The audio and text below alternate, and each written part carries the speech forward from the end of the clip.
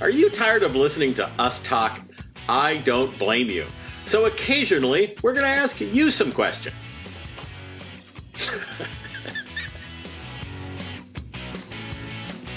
Hi, my name's Jeff Hanka. I am a team owner, Grand Poobah, the team captain of Salty Thunder Racing out of Salt Lake City, Utah. By trade, I'm a commercial pilot.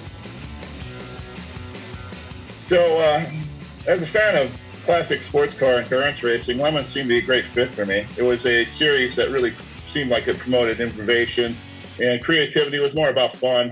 You know, you could just get an old car and prep it and race it. And it wasn't much like, Carroll Shelby and Mario Andretti did. They just got an old car, and that's how they got into racing, and I don't think it got any more grassroots than that. Salty Thunder Racing, we run a pair of Pontiac Fieros. Now, the first Fiero we got was $500 1985 model with a, had the Iron Duke Tech 4 engine. We raced that in one race and quickly upgraded it to the stock 2.8 liter. In 2016, we added a second car. It was another 1988 Fiero with the, redesigned suspension. And I also stuck the same 4-speed and 2.8 V6 in that, just more to settle the, debate on how much better the 88 Fiero was handling of a car as opposed to the previous years. And it came down to about 1 second. But as far as what we've done with the engines, they're pretty much stock bottom ends. The top ends, I put a little bit more aggressive cam in them. Went through myself, hand-ported, polished the heads, and, gasket-matched intakes.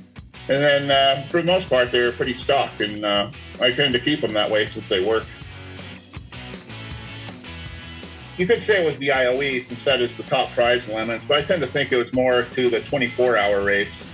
I spent a good part of a month just going through both cars for the 12 and 24-hour race effectively to make sure they would run all, for the whole event.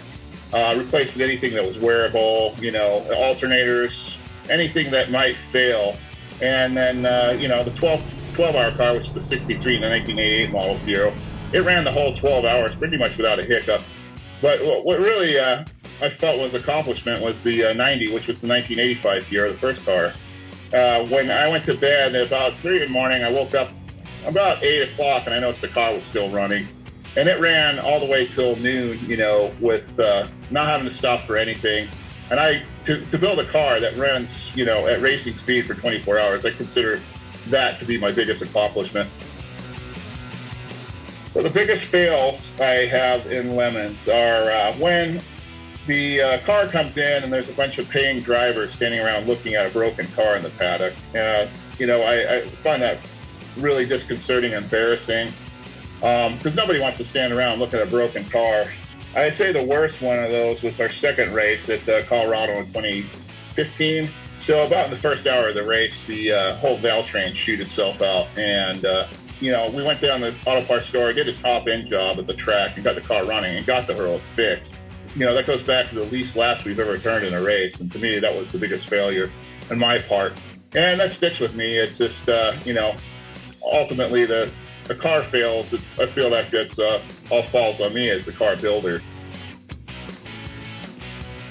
As far as a dream Lemons car is concerned, I would build a DeLorean.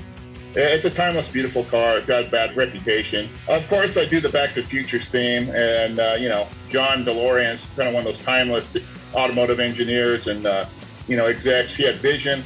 He was a driving force at Pontiac before, moving on in the Chevy side of things and then starting his own company. I think it would be awesome to, race his final car and his legacy, and I think that would be the most worthy project for us. All right. Appreciate it, man.